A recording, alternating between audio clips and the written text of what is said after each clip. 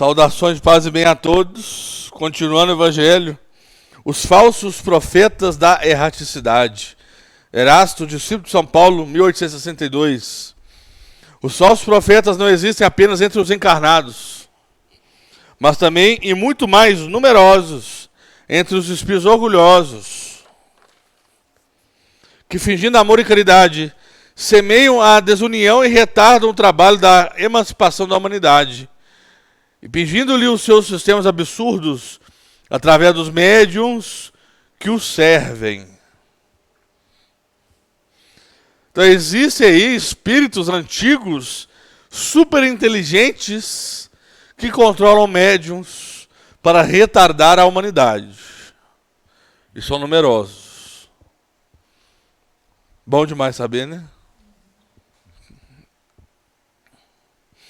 Esses falsos profetas, para melhor fascinar os que desejam enganar e para dar maior importância às suas teorias, disfarçam-se inescrupulosamente com nomes que os homens só pronunciam com respeito. Vamos supor que eu sou médico de uma casa pequena aqui de Corinto, Minas Gerais.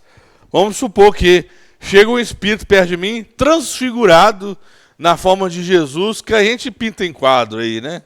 Cabelo longo, pele clara, olho verde. É lógico que Jesus não foi dessa forma, ele era judeu, a aparência dele era outra. Mas vamos fingir que a gente não sabe nada disso.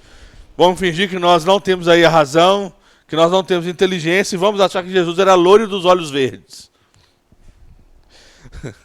Então aparece um espírito transfigurado com um manto branco, loiro do olho verde, barbudo e cabeludo. Chega perto de mim e fala: prazer, meu nome é Jesus, eu sou seu guia espiritual. Eu vou aceitar isso, gente? Primeira coisa que você tinha que questionar: uai, você não é judeu, rapaz? Cadê sua aparência de judeu? Não é não? Quem gostaria de ver mais ou menos como seria a aparência de Jesus, gente? Tem um seriado aí no Netflix que é perfeito. O nome é Messias. Vai mostrar exatamente como deveria ser, naquela época, a aparência de Jesus, né? Só que ainda assim nós vamos ainda julgar e vamos pedir Jesus um pouco mais alto do que é no filme. Mas quem quiser vai ilustrar, viu, gente? Como que seria a aparência de Jesus daquela época. Viu? O verdadeiro judeu. A aparência de um judeu. Esses falsos... não, já li. São eles que semeiam os germes das discórdias entre os grupos, que os levam a isolar-se uns dos outros e se olharem com prevenções. Agora olha só o que eu vou falar, hein? Se você está numa cidade pequena, onde tem mais de um grupo espírita, e esses grupos não têm um intercâmbio entre si, cuidado. Eles estão obsediados por esses falsos profetas, que só querem ver a desunião. Qual outra forma explicaria uma cidade pequena ter mais grupos espíritas e eles serem distantes um do outro? Sendo que a doutrina espírita ela prega a união.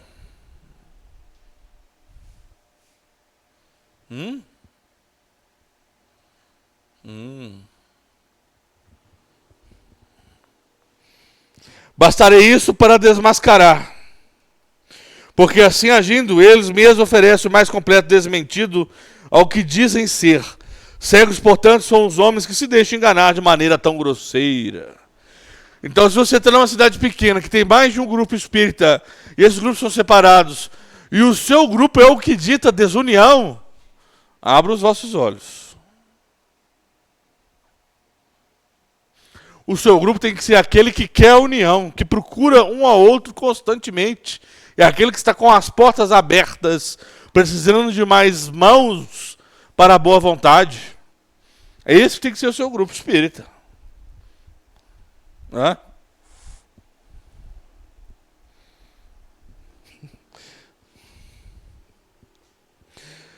Mas há ainda muitos outros meios de os reconhecer. Os espíritos da ordem a que eles dizem pertencer devem ser não somente muito bons, mas também eminentemente racionais. Pois bem, passai os seus sistemas pelo crivo da razão e do bom senso, e vereis o que restará. Então concordareis comigo em que sempre que o Espírito indicar como remédio para os males da humanidade, ou como meio de realizar sua transformação, medidas utópicas, impraticáveis, pueris e ridículas, ou quando fórmula de um sistema contraditado pelas mais corriqueiras noções científicas, só pode ser um espírito ignorante e mentiroso. Gente, antigamente, uns 6 anos atrás, apareceu um espírito desse grupo, ao qual nós não conhecíamos, nenhum clarividente o conhecia, né? E ele perguntou: praticar a caridade é fácil ou difícil? Todos os encarnados presentes falaram que era difícil. Então ele calmamente pediu nomes. Me dá alguns nomes de vocês que estão dispostos a mudar. Ele pegou uma lista aí com 10 nomes, eu não lembro ao certo não. E falou: então terça-feira nós vamos aí fazer uma sopa e ir na rua distribuir aos mais pobres. Vocês concordam? Todo mundo concordou. Aí ele voltou a perguntar: fazer a caridade é fácil ou difícil? Aí ninguém respondeu. Ele só falou assim: para a caridade basta ter boa vontade. Não é? O que eu estou querendo falar com isso? Um espírito que ele é bom, gente, ele não vai dificultar as coisas, ele vai simplificar. E para praticar a caridade é muito simples, é muito fácil. Basta ter boa vontade. Agora, e aqueles outros que falam assim: não, mas fazer sopa na rua? Para quê? Será que vai ter alguém que vai aceitar? Não é difícil? Não vai ter ninguém que vai aceitar. Na rua não tem pobre, na rua não tem mendigo. Vai dar para drogar também? Por que vai dar para drogar também? Eles não merecem. Vocês estão entendendo? Qual é a pessoa boa? É aquela que aceita o trabalho e ajuda com boa vontade? Ou aquela que critica e amarra as mãos para não fazer?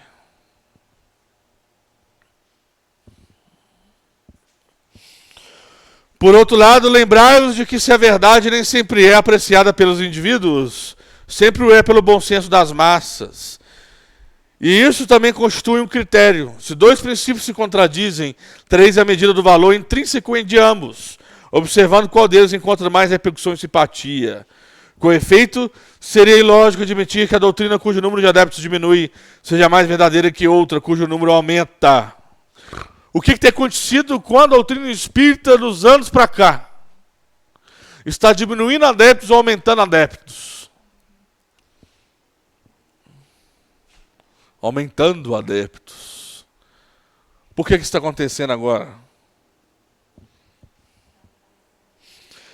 Deus, querendo que a verdade chegue a todos, não confia num ciclo restrito, mas a faz surgir em diferentes lugares, a fim de que por toda parte a luz se apresente ao lado das trevas. Repelem piedosamente todos esses espíritos que se manifestam como conselheiros exclusivos, pregando a divisão e o isolamento. São quase sempre espíritos vaidosos e medíocres, que tentam impor-se a pessoas fracas e crédulas, prodigalizando-lhes louvores exagerados, a fim de fasciná-las e dominá-las. Essa parte eu não vou nem comentar, nós não vamos falar que eu estou atacando outra religião. São geralmente espíritos sedentos de poder que, tendo sido déspotas no lar ou na vida pública quando vivos, ainda querem vítimas para tiranizar depois da morte. Em geral, portanto, desconfiar das comunicações que se caracterizam pelo misticismo e a extravagância, ou prescrevem cerimônicas e práticas estranhas. Manifestação com extravagância, precisa disso numa casa espírita? Somente o espírito quisesse demonstrar que ele de fato é aquilo que ele está tentando mostrar-se. Como que será hoje, em 2021, uma manifestação psicofônica real, com um espírito sério? Vocês nem notariam a mudança de voz, vocês nem notariam que ali está uma manifestação psicofônica. Não haveria diferença nenhuma. O médium receberia o espírito numa naturalidade que nem ia parecer que houve troca de espírito comunicante. É assim que é uma manifestação psicofônica no ano de 2021, às portas da regeneração. Naturalidade. Isso é uma casa espírita séria, com médium sério, com entidades sérias. Para que o médium vai querer demonstrar que ali há uma psicofonia e que é o espírito X que ele está dizendo ser? Para quê? O que vão ganhar com isso? Nada. Então, numa casa espírita séria, quando houver uma psicofonia de um trabalhador espiritual, será tão natural que vocês nem vão saber se é o médium, se não é o médium, o que é. Vocês vão ter o discernimento se é o médium ou não, pelo vocabulário, pelo jeito de falar, pela mansuetude da voz, pela energia em que o espírito envolve o ambiente. Nisso. Não é? Certo? É claro que quem for clarividente, né, e o espírito comunicante permitir a visão dele, que quem permite é o espírito, os clarividentes vão ver a comunicação, que é um espírito ao lado, não existe incorporação, né? O espírito comunicante vai estar ao lado, e vai haver uma ponte mediúnica de chakra coronário para chakra coronário. Quem tiver a clarividência, o espírito permitir. Não é isso?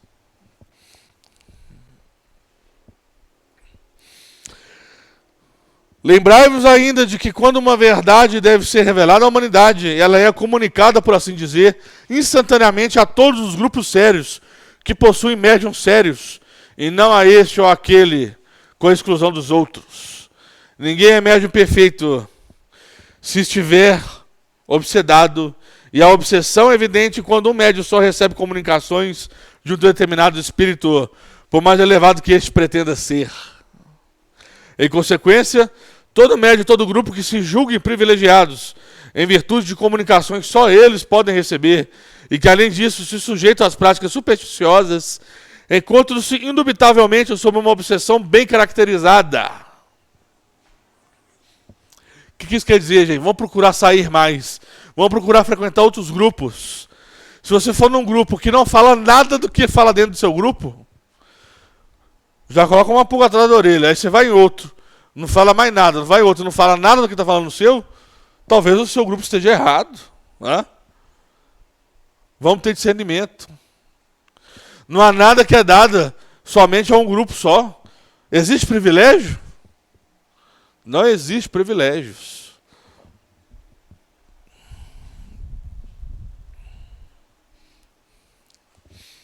Sobretudo quando o espírito dominante se vangloria de um nome que todos, espíritos encarnados, devemos honrar e respeitar, não deixando que seja comprometido a todo instante.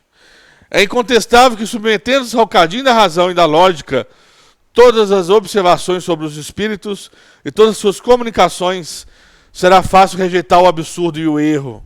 O médium pode ser fascinado em um grupo enganado, mas o controle severo dos outros grupos, com o auxílio do conhecimento adquirido e a elevada autoridade moral dos dirigentes de grupos, as comunicações dos principais médios, marcadas pelo cunho da lógica e da autenticidade dos espíritos mais sérios, rapidamente farão desmascarar esses ditados mentirosos e astuciosos, procedentes de uma turba de espíritos mistificadores ou malfazejos.